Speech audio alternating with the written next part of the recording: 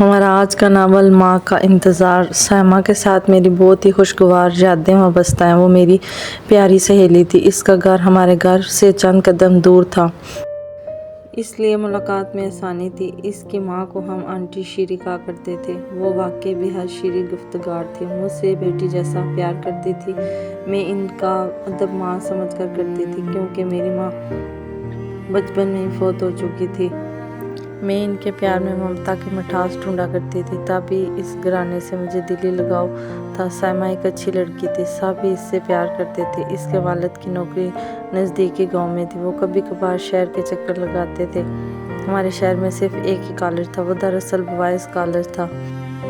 بعد میں لڑکیوں کو بھی داخلے کی اجازت مل گئی، کیونکہ ہمارا شہر چھوٹا سا تھا اور یہاں ابھی تک لڑکیوں کے لیے علیحدہ کالج تعمیر نہیں ہوا تھا۔ سائمہ فرسٹ ایئر میں تھی اور پڑھائی میں بہت ہوشیار تھی۔ اس کو بڑی مشکل سے لڑکوں کے کالج میں داخلے لینے کی اجازت ملی تھی، ورنہ گاؤں کے کہاں اپنی بچیوں کو اعلیٰ تعلیم دلوانے کے حق میں ہوتے ہیں۔ سب ہی اس پر رشک کرتے۔